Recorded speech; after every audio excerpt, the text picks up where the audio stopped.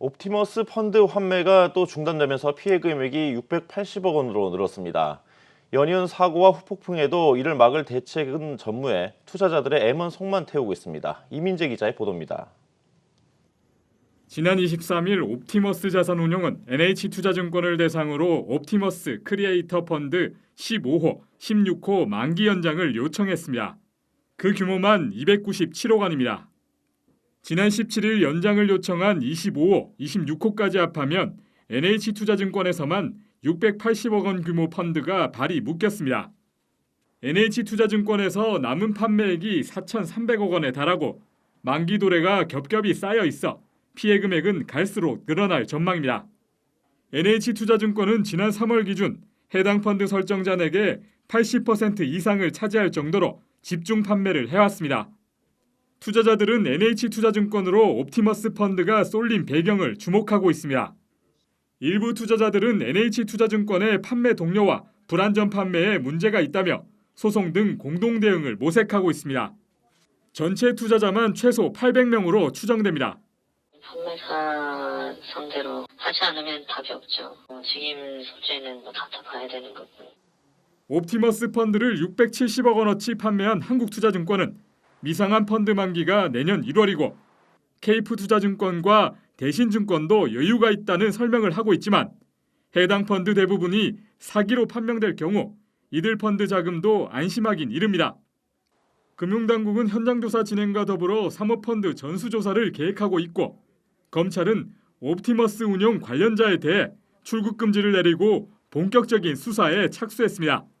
한국경제TV 이민재입니다. 이 같은 대형 사고가 연이어 터지면서 금융투자업계에 대한 규제를 강화하려는 움직임이 감지되고 있습니다. 특히 주가 연계증권, ELS 규제를 놓고 금융투자업계는 깊이 우려하는 분위기입니다. 박승원 기자의 보도입니다. DLF 불안전 판매, 라임 자산운용의 펀드 환매 연기, 옵티머스 자산운용의 환매 중단. 지난해부터 현재까지 국내 자본시장을 뒤흔들고 있는 일련의 사태들입니다. 현재 검찰 등 사법당국의 조사가 진행되고 있는데 이 과정에서 금융당국 역시 대대적인 검사와 함께 규제 강화란 카드를 꺼낼 채비를 하고 있습니다. 당장 다음 달 ELS 운용에 대한 고강도 관리 대책을 시작으로 일련의 사태에 대한 현장 검사 결과에 따라 후속 규제가 연이어 발표될 것으로 전망됩니다. 이 같은 금융당국의 움직임에 금융투자업계는 긴장하고 있습니다. 이 가운데서도 가장 우려하는 부분이 바로 ELS 장래화 추진입니다. 현재 금융당국은 투자자 보호를 강화하고 시장 안정성을 높이는 차원에서 장외에서 거래되는 ELS를 장내 시장으로 끌어들이는 방안을 추진하고 있습니다. 별도의 시장을 만들어 ELS를 상장 주식처럼 사고 팔 수 있게 하겠다는 겁니다. 금융투자업계는 ELS의 조기 상환 구조, 기준가 산정 등의 어려움은 차치하더라도 ELS 장래화가 투자자 보호와 자본시장 효율성에 역행한다고 지적합니다. ELS를 장래화시키면 누구나 손쉽게 ELS를 매매할 수 있어 투자자 보호에 불리할 뿐 아니라 이미 구조와 상품 중 장래화된 ETN이 있는 만큼 자본시장 효율성에도 도움이 안 된다는 설명입니다. 어려운 거를 상장돼 있는 거를 그냥 사람들이 막 산다. 그러면 투자자 보호에 훨씬 더 불리할 것 같아요. 장래화 해놓은 게 ETN이에요. 상장돼 있는 그런 구조화 상품인 거잖아요. 이미 장래화돼 있는데 그러면 지금 여기 있는 100조 원 규모의 ELS를 다 상장화시키겠다는 얘기예요? 그러면 말이 안 되거든요. 사기판이 된 사모펀드에 대한 대대적인 검사가 예고된 점도 우려스럽다는 입장입니다.